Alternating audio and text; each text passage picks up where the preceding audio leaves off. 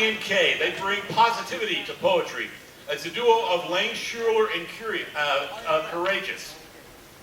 They've appeared on the Oxygen Network, on the Cooking Channel, on HGTV, and many, many more. Their content is a perfect combination for diversity, equity and inclusion programs, mental health awareness, and for hosting any campus event. You're going to love what they do. Y'all, please welcome back to this stage, I.N.K.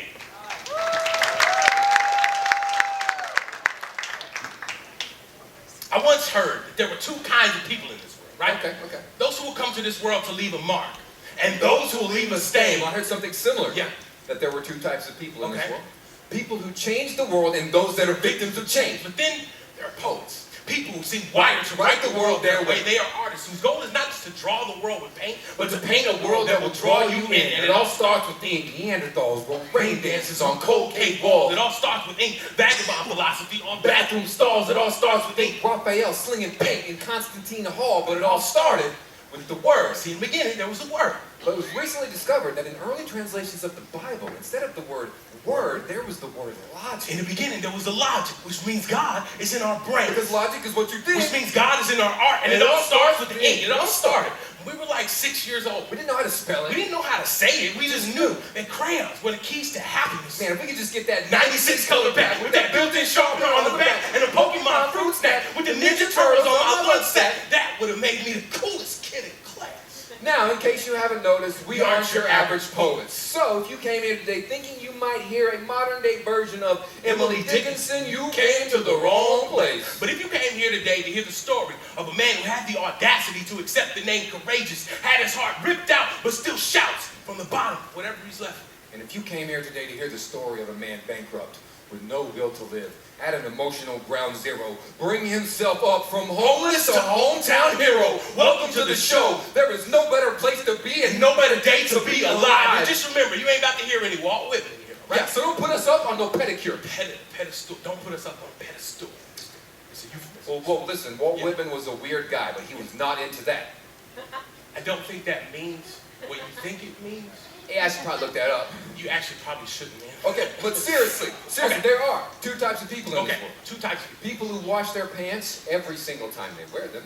and normal people. But the God's honest truth is that I.N.K. on this very day came from like 12 hours away to say there are, in all actuality, three kinds of people. These kind of people. Those kind of people and our kind of people. Forever felt. But never heard. Some of our favorite poets never wrote a word. To me, a poet is anyone struggling with the idea of self-harm, who decided to create the will to hold on to the hope of a better tomorrow. And for me, poetry is my parents working the flesh from their hands so they could rebuild after we lost everything in the house fire. And you don't gotta know Shakespeare to know that all the world's a stage. And all those people on that stage are merely players. And all those players just messages in a bottle of drip. And you don't have to know who wrote the script to know that it all starts with ink. You want Walt Whitman? Fine. We will give you Walt Whitman. What good amid these? Oh me. Oh life. Answer that you are here, that life exists in identity, that the powerful play goes on and you get to contribute a verse. You get to contribute What would your verse be? What would your verse be? What would your verse be? We're not here today to tell you what to think. We're just here to let you all know that it all starts with the ink. Thank you. My name is Lane Shuler. And my name's Courageous. And together we are I.N.K. This next poem is it's about our hero. Her name's Kay. Who's your favorite Superhero? superhero? I would say that mine is probably Tony Stark, Iron Man. We got the gadgets and gizmos. Okay, so hold on. So your favorite superhero, Yeah. his only superpower is colossal amounts of wealth. Well, I mean, I guess when you put it that way. Well, mine's Captain America, right? So the idea of this scrawny kid given limitless power always resonated with the shy, awkward younger me who was neither powerful, nor brave, nor free. But as I grow older, I am learning that freedom and power are not what it takes to make a superhero. Kayla was born in August of 2001. Gifted in poetry, Art, dance, math, science, singing. If you could dream it, she could do it. She lived with a light that could fill any room. even in a world that likes to shade that kind of brightness. She fit in everywhere. And she didn't quite fit in anywhere. Swiss Army girl, Bold enough. bright enough, And strong enough to shine. She was never without a poem in her heart Or a melody in her mind, but not invincible. No. No Tony Stark suit of armor, No super serum. but still brilliant and unbelievably brave. After a lifelong battle with depression, our sweet friend Kayla took her own life in April of 2022. She was just 20 years old. I remember it raining. Birds singing like nothing had happened. They were singing like we hadn't lost our hero. And maybe they were right.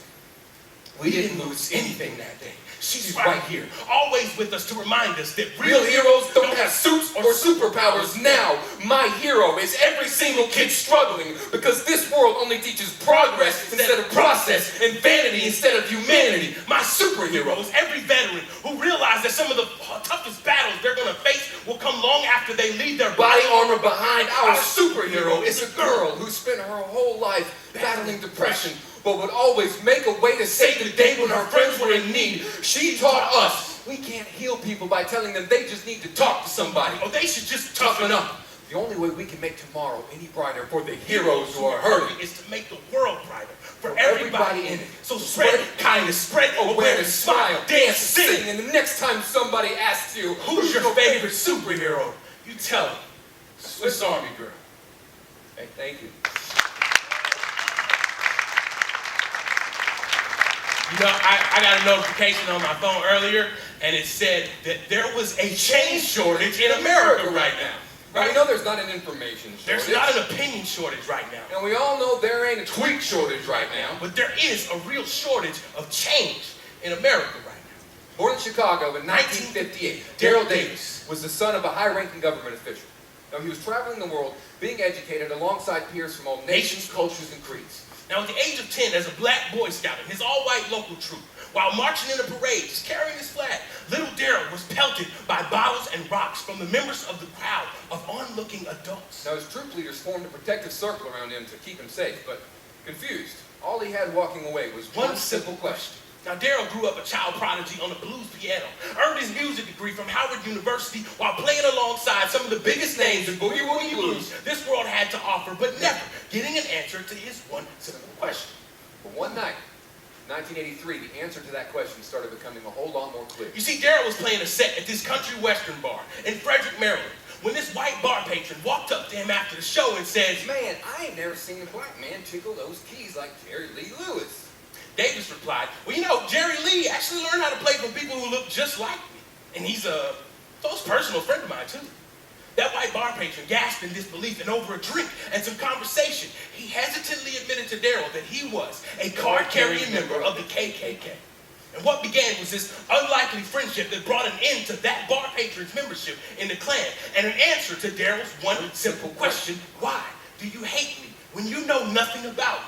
Years later, Davis wrote, "Ignorance breeds fear. Fear will breed hatred, and if you don't keep hatred in check, it will breed destruction, and that's where we are. In our social media corner, Lacing up our political gloves, icing up our ideological with Fox News, Huffington Post. That Russian bot article that seems so real. You shared it with us." I've been saying this. Bro, that's a fake article. It says But I'm still saying, though. confirming biases we already believe. Building echo chambers we never leave. We never leave. We never leave. We can never see eye to eye. The only way we combat is hand to hand. Click to click. Tweet to tweet. Reply to comment. I'm going in, fam. If we could all only be more like Daryl. Over the next 3 decades, Daryl Davis infiltrated the Ku Klux Klan by word of mouth. Conversations with member after member. Face to face. At a snail's pace. Slowly peeling back the layers beneath race. Why do you hate me when you know nothing about me? Now, one of these conversations, a Klansman actually tells Daryl, "Did you know that it is a scientific fact that all black people have within them a gene that makes them extra violent?" Based on scientific finding that the 2-repeat MAOA gene increased prevalence of violent activity, which was proven to be more common among African Americans. So after a time, Davis didn't reply. Well, you know, all white people have within them a gene that makes them serial killers. You don't believe me? Name 3 black serial killers, okay? Exactly. You have that gene too, it's just latent. Oh, come on, man, that's just stupid. It's as stupid as what you just said to me.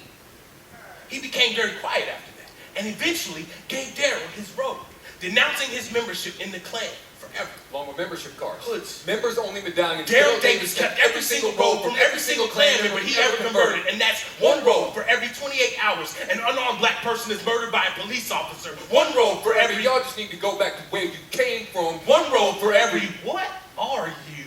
One robe for every... I'm not racist, but one robe for every... Trayvon Martin, Sandy Bland, Mirai, Eric Garner, Freddie Gray, Elijah McClain, Maud Arbery, George Floyd, Breonna Taylor, Jonathan Price, directly and indirectly responsible for 200 robes in all. Daryl Davis changed our nation one robe at a time, one meal at a time, one cup of coffee at a time, one conversation at a time. not with a storm of hateful tweets. Or a note taped to a brick through a window. Hate cannot drive out hate. The same way darkness cannot drive away darkness, only light can do that. Be the light. Be the love. In a world where you can be anyone, be Daryl Davis. Be the one who simply gives a damn about the way the rest of the world treats your neighbor. Now that's